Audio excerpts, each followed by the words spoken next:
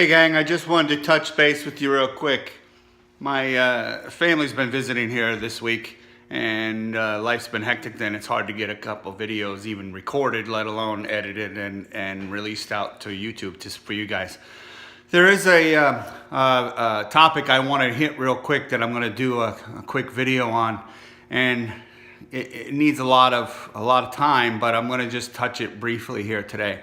And it's cancer. How does ketogenic diet affect cancer? All right, I'm gonna go ahead and set up the cameras and I'll see you in a minute. All right, guys, now that I'm back, I got the cameras all set up. I wanna talk to you real quick about the ketogenic diet and how it affects cancer. Cancer now is affecting more Americans than ever. And as far back as 1900, it was just 1 in 20 people were affected by cancer. By 1940, it was 1 in 16. By 1970, it was 1 in 10. In 2005, it was 1 in 3. And 2017, it's now nearly 50%. So, how do we combat cancer with a ketogenic diet? And it's nearly simple. Most of your cells, there's a mitochondria that's in them, and that's your energy, and that's how the cell works. And it feeds off of certain things. And you could feed, and that cell will feed off of sugar, and it'll also adapt to the ketones, which is when we do the ketogenic diet, ketones become our energy source as opposed to the sugar. And what they found out is that a cancer cell, the mutated cancer cell, doesn't convert over to ketones, which the rest of your body, the healthy part of your body, will convert over to ketones, and it's very healthy for your body to live and get healthy. But the cancer can only survive on the glucose cell, on the glucose. So, you're talking, you take away the sugar, which is part of the ketogenic diet, and you starve off the cancer cell. It's almost too simple. So there's been so many studies that they've been doing this on, and people act like, well, this ketogenic is just a very new diet yet. It's probably only been around for about 2 million years. So the studies and the evidence and everything that they've been finding is just getting overwhelmingly in support that a ketogenic diet, as opposed to a 6 to 11 carb servings a day diet, is just ridiculous. So because of when we eat those carbs, they turn into sugar, and sugar causes inflammation. Inflammation causes cancer. Cancer grows off the sugar, and we're adding so much sugar to all of our foods nowadays, it's ridiculous. So with the ketogenic diet, what I recommend is that you do intermittent fasting. You do the ketogenic diet by eating the organic vegetables, the grass-fed meats, all the healthiest foods you can find. Healthy fats like your avocado, your coconut oils, your grass-fed butters. Things that I've been already recommending.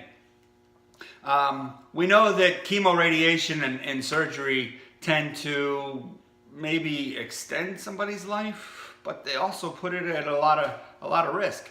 And if it was such a great cure, and as we've been doing for the last, I don't know, almost 100 years of this type of cancer treatments, and they claim they're getting better and better, but the odds of us living through cancer now are getting a little bit better, but they're still not great.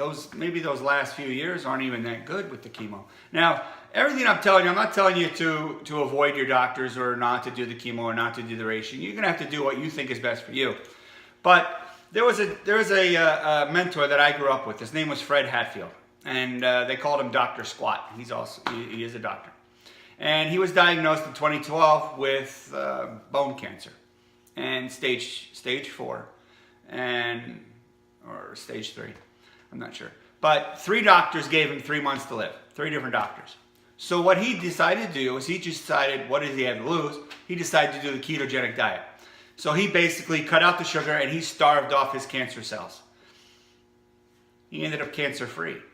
He lived for another 5 five years, I believe. He just died recently. And he didn't die from cancer. So he was already old, and he died, I believe he died for about the age of 74. So he prolonged his life where they told him he was only going to live for maybe 3 months, 3 different doctors. And he ended up living to over 5 more years. And he was cancer-free. That's the point. He was cancer-free when he died. So you can look into this. You can study this. There's so many doctors out there that are pointing this out because it's so simple. It's basic math. It's basic science. If you have a cancer cell that survives only on sugar, and you stop giving it sugar, it's going to starve and die. It's going to go away. It has no other choice. Because if you take away its food source, it's going to starve, it's going to die, it's going to die off. So not only will this ketogenic diet help you lose weight by making you feel healthy, it gives you more energy. It gives you a more sustainable lifestyle. So the ketogenic diet is going to be the diet of the future, as it was in the past, and people just started ignoring it after we started eating carbohydrates.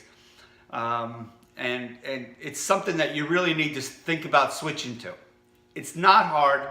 There's a point in the beginning that is a little bit hard, but it's not. So you just have to get through it. You have to get off that addiction to these sugars. You have to get off that mindset that somehow you have to eat carbohydrates to get energy because there's no other way to get energy, and that's just false, because your body fat is energy. It's stored energy, and healthy fats are energy, and your body can process those into energy. One other thing I wanted to leave you with was there was a Supreme Court case back in 1979. It was United States versus Rutherford, and in that case, what they said was the American people in that case wanted to fight the medical field by saying, okay, you're offering chemo, radiation, and surgery.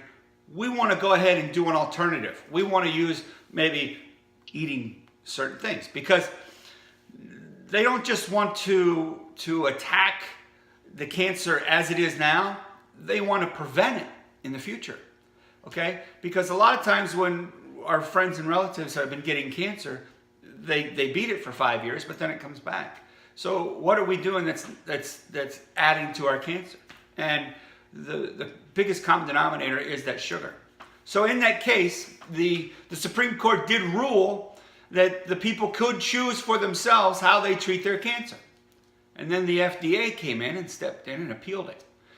And they said that you don't have the right to choose an alternative healthy option because you don't have the knowledge, you don't have the scientific backing. And it just seems like they want to control us, and they want to use pharmaceuticals, and they want to use ways that they can make money to I don't know, prolong your life by a few years, where it just seems like back when we were eating organic foods in the 1900s, you know, those old health nuts back then who were just eating healthy vegetables and healthy meats, and they weren't adding all this other processed foods in there, this McDonald's and everything else, that they seem to have not had cancer as much. So these are my thoughts. These are things that I've based it on looking at different studies, different doctor seminars, different things that are out there. So I try to make it simple. I try to make it as honest as I can. And if you really want to prevent that cancer, and you want to maybe get rid of the cancer you may have, think about a ketogenic diet. It's not a bad option. It seems to be an option that they're going for, because it's curing many other things. It's helping with epilepsy. It's helping with Alzheimer's, dementia. It's helping with ADD, ADHD. It's helping with a whole number of things: high blood pressure, obesity, anxiety. You name it. It's pretty much helping it. So look into that. I'm going to start a new catchphrase here that I think that when I grew up, it really stuck with me. and it was something I lived by. And it was, if you fail to plan, then you're gonna plan to fail. So we'll leave it with that, and I hope that all my subscribers keep watching my videos. I hope you tell others so I can get more people to subscribe. Please like the videos. Please leave comments and questions so that we could help get them answered by the next video. And I'll see you then. Thanks for watching.